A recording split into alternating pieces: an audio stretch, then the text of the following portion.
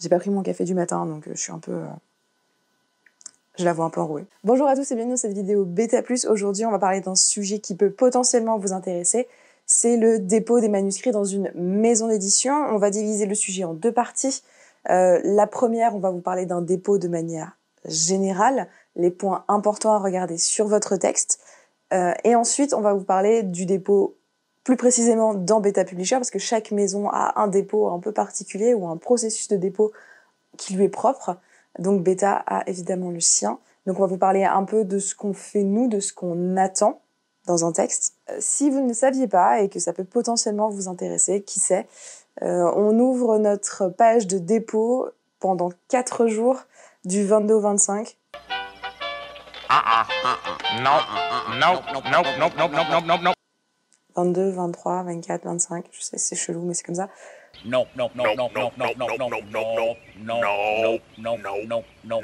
22 au 25 octobre, on ouvre notre page de dépôt, donc si ça vous intéresse, vous avez 4 jours pour nous déposer votre manuscrit. Voilà. Alors, on va commencer ce sujet très facilement sur la manière générale d'un texte pour le déposer, pour le présenter pour une maison d'édition. Les points capitaux, c'est quoi? C'est déjà pas de faute. En tout cas, le moins possible, véritablement, relisez votre texte, faites-le peut-être relire. Passez du temps là-dessus, parce que c'est important. Nous, quand on tombe sur un texte où il y a plein de fautes, c'est vraiment un problème à notre sens. D'accord? Déjà, c'est pas agréable pour la lecture, de manière générale. On les voit, donc ça fait un peu mal aux yeux. Après, vous pouvez toujours faire des fautes. Tout le monde fait des fautes. C'est pas grave. D'accord? Mais faites bien attention à essayez de faire le moins de fautes possible dans la mesure du possible. Voilà. Donc 1, pas trop de fautes. 2, la mise en page. Alors, la mise en page, c'est assez particulier parce que soit vous voulez une mise en page vraiment classique, donc sur du A4 avec un certain interligne, une certaine typo, une certaine grosseur de caractère, ce qui est ok, très bien, pas de souci. Soit vous voulez que votre mise en page reflète une certaine originalité dans votre livre, ce qui est là encore possible, mais il faut faire attention. Quand on parle de mise en page de manière générale, assez classique, c'est quoi? On est sur du A4, on est souvent sur du Times, parce que personnellement, en tout cas Bêta, on imprime en Times. Il y en a qui impriment dans d'autres catégories, d'autres typos, mais c'est des typos qui se ressemblent beaucoup. Voilà, donc n'allez pas m'imprimer ça, n'allez pas envoyer ça, je sais pas, en Arial ou Calibri, qui sont des typos qui ne sont moins faciles à lire, donc moins agréables. Voilà, donc tout simplement, Times, faites du 12 ou du 11, pas plus, écrivez pas en Times 14, ça sert à rien de faire un manuscrit de 600 pages juste parce que vous avez écrit en Times 14, ça n'a aucun intérêt, d'accord? Donc, du 11, du 12. Pour l'interligne, nous, on utilise de l'interligne, alors 1.1 ou 1.08 en fonction du texte, d'accord? Vous pouvez faire du 1.15, c'est pas grave, d'accord? Nous, on sait modifier les interlignes, mais si vous savez pas faire, vous allez juste dans Word, il y a un bouton interligne, et vous mettez 1.15, d'accord? Il faut que ce soit aéré et lisible, mais il faut pas qu'il y ait ça d'espace entre chaque ligne. Parce qu'on a vu pas mal de manuscrits, en fait, où il y avait genre ça d'espace entre chaque ligne en typo 13, 14, et en fait, ça faisait du 600 pages. Et quand on s'amusait, ce qui n'est vraiment pas le terme, à remettre en forme le texte, et ben on se retrouvait avec, on passait de 600 à 100 pages.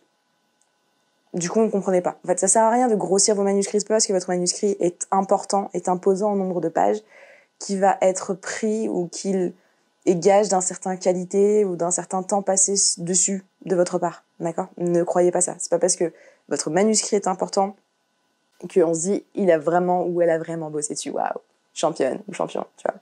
Pas du tout. Voilà, un manuscrit il peut faire très peu de pages et être ultra intéressant et ultra bien bossé. Et un manuscrit peut faire 700 pages et n'avoir aucun intérêt. Ok? Voilà. C'est comme à l'école quand on vous disait il faut pas écrire beaucoup ou juste écrire qualitativement. Enfin, je sais pas, on disait pas vraiment ça, mais à mon époque, on le faisait, presque, dans ce terme-là. Voilà, tenez-vous-en à ça. Si votre histoire, elle a pas besoin de fioritures et d'ajouter 1001, je sais pas, 1001 rebondissements pour être intéressante, Ne vous forcez pas. Si vous avez que ça à dire, vous avez que ça à dire, d'accord? Et on jugera ça. De toute façon, on le voit quand un texte a fait trop de choses. Voilà, dans une maison d'édition, on fait des coupes, donc on sait très bien déterminer ce qui est utile, ce qui est pas utile à l'histoire. D'accord? Donc, faites pas genre, ça sert à rien. Ok, donc, on a vu la typo, les fautes d'orthographe, du coup, le nombre de pages, en fait, d'un manuscrit. Bon, si votre manuscrit fait vraiment 600 pages et qu'il a besoin de 600 pages, il n'y a pas de souci, hein, c'est pas la question. Il n'y a pas de problème. Qu'est-ce que je peux vous dire d'autre? Oui, ce qui est aussi bien, ouais, c'est vos coordonnées sur le manuscrit. Je sais, ça peut vous paraître débile de dire comme ça, genre, oui, bien sûr, je vais mettre mes coordonnées. Oui, mais non. Il y a plein de gens qui ne mettent pas leurs coordonnées sur le manuscrit, qui mettent juste, genre, leur nom. Et voilà. Non, non, vraiment, mettez votre nom, prénom, téléphone, email. Voilà, c'est 4 trucs vraiment importants. Ok? Et quitte à avoir qu'une seule chose, genre l'email, juste l'email. Nous, on ne vous appelle pas, donc simplement l'email, c'est déjà très bien. Mais les 4, c'est encore mieux. Ensuite, ce qui est aussi intéressant sur un manuscrit ou dans un envoi, c'est une petite lettre d'intro, d'accord, qui vous présente ou présente le manuscrit. Pourquoi? Parce que nous, ça nous donne un espèce de, peut-être de contexte, d'accord, à l'histoire. Je sais que normalement, quand on achète un livre, on l'achète pour son texte. On est bien d'accord quand on rentre dans une librairie. Donc, il y a plein de gens qui se disent « Oui, mais ça sert à quoi que je fasse une intro à mon texte ?» alors que quand on va rentrer en librairie pour acheter le livre, on va acheter le texte. Oui. Mais quand on rentre en librairie pour acheter un livre dont on n'a jamais entendu parler avant et qu'on découvre, il y a beaucoup de contexte autour. Mais en fait, tout ce que va nous dire une couverture. Donc, le genre, la maison d'édition, enfin ce genre d'infos dont on a parlé dans comment faire une couverture pour un livre. Donc il y a du paratexte en fait autour d'une couverture. Nous, on a besoin de paratexte aussi autour de votre texte. Paratexte, ça veut dire quoi? Ça veut dire juste une courte intro de présentation de qui vous êtes, de ce que vous faites dans la vie, de pourquoi vous vous êtes mis à écrire, d'accord? Rien de bien compliqué, hein. Franchement, on vous demande pas des pages et des pages de dissertation sur pourquoi l'écriture est importante pour vous, sur pourquoi ça a structuré votre vie. En fait, on s'en fiche. Simplement juste un peu de contexte pour qu'on apprenne à vous connaître. Voilà. Et un peu de contexte sur l'écriture du roman. Moi, je sais que j'aime bien. Parce que ça permet de savoir aussi dans quel état d'esprit a été écrit le roman, pour quel public vous l'avez destiné, et quel est d'après vous le genre du roman. Je dis d'après vous parce qu'il y a des gens, par exemple, les deux genres les plus confondus, c'est le fantastique et la fantasy, d'accord? En France en tout cas. Donc, d'après vous, vous pensez que c'est pour tel public et que c'est tel genre. Nous, ça nous permet de voir aussi d'arriver à avoir du paratexte sur ce qu'on va lire et de nous approprier peut-être plus vite votre histoire. Ok? Donc ça, c'est important. Donc, faute d'orthographe, typo, mise en page, nombre de pages, paratexte et coordonnées. D'accord? Ce sont vraiment les 6 choses capitales qu'on doit retrouver dans votre document. Alors ça, c'est de manière générale, on est bien d'accord. Chaque maison, après, quand vous allez sur leur site et sur leur page de dépôt, a son propre dada de ce qu'elle recherche, de ce qu'elle veut savoir sur le texte ou même sur vous. Celles qui ont le plus de demandes, à mon sens, ce sont les maisons d'édition anglo-saxonnes, qui peuvent avoir une page complète de questionnaire sur vous, si vous avez déjà publié, quel âge vous avez, enfin plein d'informations perso sur vous en tant qu'auteur. D'accord. Nous, en France, ça se fait pas vraiment, ce genre de choses. Nous, Bêta, on le fait pas. Okay, on a juste un questionnaire. On a quand même un questionnaire, parce qu'il faut pas non plus pousser, voilà, sur votre texte, plus précisément. On vous demande quel est le genre de votre texte, d'accord, le public auquel vous pensez, donc des informations qu'on devrait potentiellement retrouver dans le manuscrit parce que vous les avez mis vous-même, mais comme la plupart du temps on les a pas retrouvés, nous on l'a mis dans le questionnaire en obligatoire pour être sûr de les avoir. Voilà. Et nous, ce qu'on vous demande, oui, c'est une petite, on vous met un peu des challenges, tu vois, sinon c'est pas cool. On vous demande sur le document, parce qu'on vous demande qu'un seul document en PDF, et on vous demande plusieurs choses dessus. On vous demande le texte, c'est une évidence, pas se le cacher, ça sert à rien. Le résumé de votre livre, parce que, en fait, pourquoi est-ce qu'on vous demande ça? Parce qu'on va pas se mentir, en fait, quand on lit vos manuscrits, il y en a qu'on va lire jusqu'au bout, mais il y en a qu'on ne va pas lire jusqu'au bout. Alors, c'est pas un manque de respect de notre part, je vous rassure tout de suite, hein, c'est pas du tout le but du jeu. Le but du jeu, c'est qu'en fait, en 50 pages, nous, de lecture, si on a été accroché, le lecteur le sera. C'est aussi simple que ça, en fait. Si en lisant 50 pages de votre manuscrit, on est arrivé à se projeter, on est arrivé à rentrer dans l'histoire, on s'est attaché au personnage, c'est gagné. D'accord ? Il en faut pas plus. Et pour nous, c'est un gage de dire que pour le lecteur, on va lui proposer une lecture à laquelle on est sûr qu'il va accrocher. Okay ? C'est aussi simple que ça. Si en 50 pages, on n'a pas accroché, le lecteur potentiellement n'accrochera pas. Donc, voilà. Pour nous, ce sera non. Mais après, c'est pas parce qu'on lit un manuscrit jusqu'au bout non plus que c'est foncièrement waouh, génial, franchement extraordinaire comme texte. Pas du tout. On peut très bien accrocher et continuer la lecture par curiosité pour voir si l'auteur a déjà suivi son résumé. Parce que de temps en temps, on a reçu des résumés qui ne collent pas au texte. Et là, on s'est dit qu'il y avait un petit souci quelque part. Donc déjà, si vous respectez votre résumé. Et aussi, si vous ne vendez pas du rêve, quoi, tu vois, en gros. Et aussi, pour savoir si c'est bien mené. D'accord ? Parce qu'on peut être accroché dans les 50 pages et se dire, tiens, allez, le texte, il en fait quoi ? 200 ? Ok, je me force, je vais lire plusieurs, je vais continuer à lire, d'accord ? Mais si on continue à lire et qu'on se rend compte que les 50 pages, premières pages sont juste géniales et qu'après ça se dégrade, voilà, en fait on le sent. Okay ? Je peux pas vraiment vous le dire, c'est comme le forgeron qui forge. Eh ben l'éditeur il lit et il sait. Voilà. Après, l'éditeur est humain. Ça, je vous l'ai déjà dit. Donc, on peut très bien se dire, ouais, elle aime pas, mais ça veut pas dire que Patrick, là-bas, il aime pas. Très bien, il y a aucun problème. C'est pour ça qu'il y a des maisons qui refusent des textes et il y a des maisons qui les acceptent. Parce que tous les goûts sont dans la nature et heureusement. Voilà. Donc, nous, on vous demande un résumé de votre livre, le texte, une courte présentation de vous. Parce qu'on aime bien connaître nos auteurs. Voilà. Mais c'est toujours sympa d'avoir une présentation de qui vous êtes. Moi, je trouve ça plus sympa. Je sais que pour vous, c'est pas génial parce que vous dites, ah merde, va falloir écrire un truc en plus. Et parler de soi, c'est souvent un acte assez compliqué. Enfin, moi, je sais que j'ai du mal. Mais bon, voilà, on le demande parce qu'on est des sadiques, c'est comme ça. Et ensuite, voilà, on vous demande, alors, si possible, un résumé détaillé du texte. Ça, c'est la partie la plus compliquée parce que, enfin, à mon sens, il y a des gens qui trouvent que le résumé du livre est déjà ultra chaud. Mais on demande un résumé détaillé du texte. Un résumé détaillé, c'est quoi ? C'est presque un résumé de chapitre par chapitre. D'accord ?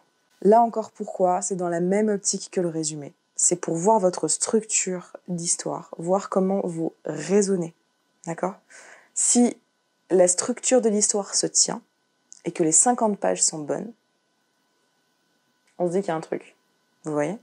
Si les 50 pages sont bonnes, mais que la structure de l'histoire, genre, on se dit, mais pourquoi en fait ? Là, il y a un truc qui va moins bien, d'accord ? Même chose si la structure est ouf et que les 50 premières pages sont pas géniales. D'accord ? C'est le même principe. Le but est d'avoir un équilibre. Voilà. C'est ce qui différencie un bon texte d'un texte qu'on ne prendra pas.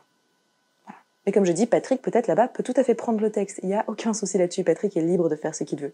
Patrick ne travaille pas chez Beta Publisher. Voilà. Vous savez à peu près tout.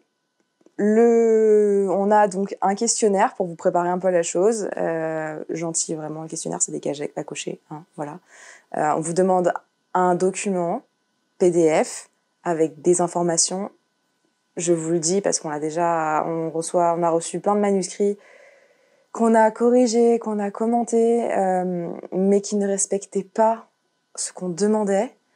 Cette année, on va pas avoir le temps de le faire. Donc, je vous en supplie, si vous voulez soumettre votre manuscrit entre le 22 et le 25 octobre de cette année, respectez ce qu'on vous demande. Si vous ne le respectez pas, on va pas passer du temps dessus parce que c'est vraiment une demande évidente. En effet, ça ne qualifie pas la qualité de votre texte. On est bien d'accord et on pourrait passer à côté d'une pépite. Mais d'un certain côté, c'est un manque de respect envers nous. On vous demande quelque chose, on va passer du temps sur votre texte, d'accord ? On va vous faire une fiche de retour de lecture, d'accord, qui nous prend du temps, mine de rien. Donc, faites l'effort de nous envoyer ce qu'on vous demande. Si vous ne le faites pas cette année, on ne lira pas le texte, en fait. On vous enverra simplement un mail en vous disant que on attendra votre texte l'année prochaine si vous voulez nous le soumettre. Mais voilà. Si vous ne faites pas votre travail, on fera pas le nôtre. Parce qu'on n'a pas le temps. Voilà. Donc, j'espère que vous le comprenez. Si vous ne comprenez pas, désolé, c'est comme ça. faut bien prendre des décisions dans la vie, hein, voilà. Du coup, 22-25 octobre.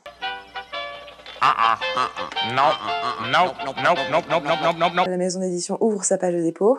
Précipitez-vous si tout est prêt, d'accord? Ah oui, aussi un dernier point. Ne vous dites pas j'ai jusqu'au 22 octobre en étant en mode tremblant et en disant mais j'ai pas fini mon texte, j'ai pas fini mes personnages, l'histoire elle est pas complète. Enfin, détendez-vous, respirez, ok. Prends une grande inspire, on expire, nickel. Voilà, si votre texte n'est pas terminé, ne nous l'envoyez pas. Il n'y a pas de rush, ok? Ne bâclez pas votre travail pour nous le rendre, ça n'a pas d'intérêt parce qu'on va le voir, on va le sentir. Et c'est pas vous rendre service à vous ni à votre texte. D'accord? Donc ne le faites pas. Ne le faites que quand vous êtes prêt. Ok? Ne vous dites pas, c'est ma dernière chance. Non, non. Il va y avoir d'autres possibilités de nous déposer vos manuscrits. Donc, on respire. D'accord? Et on prend le temps de rendre un travail qui est propre et qui est final à votre sens. C'est très important. Si vous pensez que vous n'avez pas fini votre texte, ne l'envoyez pas. Ok? Aussi simple que ça. On prend son temps, on respire, on inspire et tout va bien se passer. Voilà. Je pense que je vous ai donné un peu les grandes lignes. Ah oui, autre détail, nous on attend un document numérique. Ok? Parce que déjà on n'a pas envie que vous imprimiez du papier comme ça. Et que vous l'envoyiez par la poste. Parce que de 1, c'est pas bon pour la planète. Et de 2, ça coûte un bras chez la poste. Épargnez-vous. D'accord? Donc numérique, entièrement numérique. C'est très bien pour nous, et c'est très bien pour vous, et c'est très bien pour la planète. Voilà. Il y a des maisons d'édition, par contre, faites attention, qui demandent du papier et pas du numérique. C'est souvent les grandes maisons d'édition, les petites aujourd'hui demandent du numérique, majoritairement. Je les connais pas toutes, mais en majorité on est là-dessus. Donc voilà, faites attention. Quand vous voulez... Alors peut-être que vous regardez cette vidéo et vous dites, m'en fous, en fait j'en ai rien à faire de ce que fait Beta Publisher, moi je veux juste avoir le général, donc le général j'explique, je le redis, hein. C'est de la typo, de la correction orthogrammaticale, enfin de la correction de base quoi, la mise en page, le nombre de pages, voilà, faites pas n'importe quoi non plus, le nombre de pages, vos coordonnées et quelques informations clés du paratexte autour de votre texte qui peuvent renseigner l'éditeur.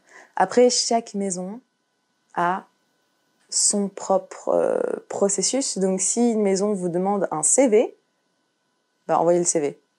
Voilà, bon, je trouve ça chelou, hein, on est d'accord. Et j'ai pris un exemple genre, comme ça, je ne sais même pas si ça existe, mais qu'importe si vous voulez aller dans une maison d'édition, enfin, pliez-vous à ce qu'on vous demande. C'est la base. Voilà. Bon, je pense que je vous ai tout dit sur le dépôt de manuscrits dans une maison d'édition, sur les généralités et ce qu'on attend de nous chez Beta et pourquoi est-ce qu'on vous demande ce genre de choses. Si vous avez des questions, c'est comme d'habitude, vous les laissez en commentaire, juste là. Et je reviens vers vous pour y répondre. C'est bien, c'est que ça me fait des cornes. Et sinon, je vous souhaite une excellente journée et moi, il est temps que j'aille prendre mon café. Voilà, salut, ciao!